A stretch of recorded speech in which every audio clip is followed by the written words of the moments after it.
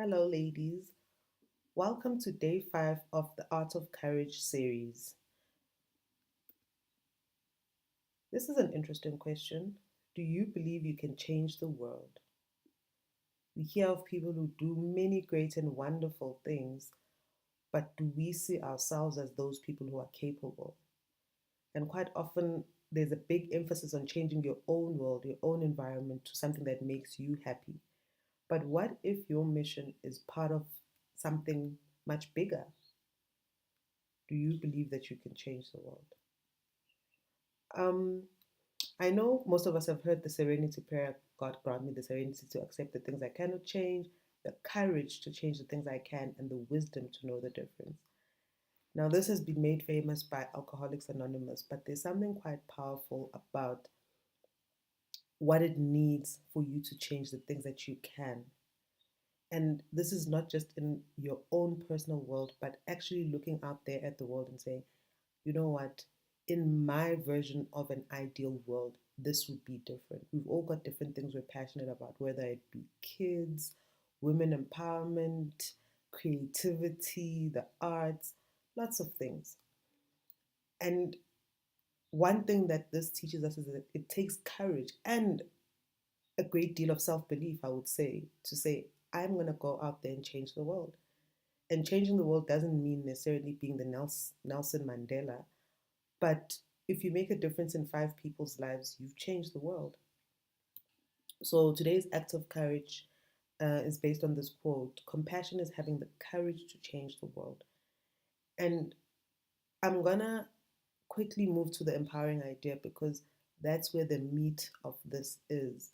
But just keep this in mind: compassion is having the courage to change the world. And as for today's empowering idea, there's actually this concept of a collective consciousness.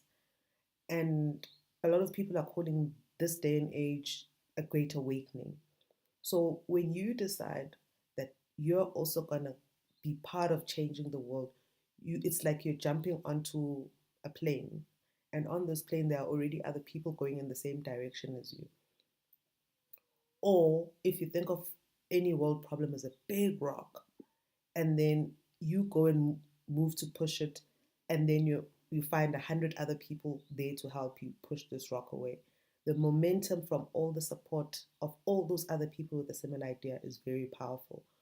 So if you're looking to find your own place or own way to change the world, plug into other people, tap into this collective consciousness, because there's a lot of part of this great awakening which is happening at this time in history is that there's lots of free information sharing, lots of collaboration, um, lots of opportunities to learn from each other. So the collective consciousness is the direction in which humanity is going for the better. So if you think of Me Too movement, Coney 2012, although that's a bit controversial, but times where, or Bring Back Our Girls, times when the whole world has come together and said, for the good of humanity, this needs to happen. When you align your own ideas of changing the world with this collective consciousness, you find there's lots of people there to support you, whether in your own immediate surroundings or in other parts of the world. As South Africans, we tend to be very insular and we don't tap into the rest of the continent or other people in the rest of the globe. But I dare anyone to think of an idea of how they want to change the world and not find another single person anywhere in the world who's already doing something similar or who's willing to help. Chances are you'll find many others. So the act of courage is to decide that I am going to go out there and make a difference in the world.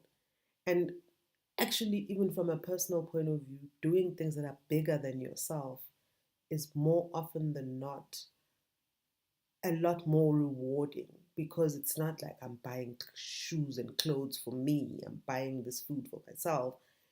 When you start doing things that are bigger than yourself, not at your own expense, never at your own expense, but the moment you start doing things that are bigger than yourself, you realize that the courage is there within you because you believe, you know what, those orphans are really going to get a benefit out of me doing this small act. That's one area of courage that is very rewarding. And that's it from me. Don't forget, as Sister Kolega Putuma says, you owe your dreams your courage. Have a beautiful day.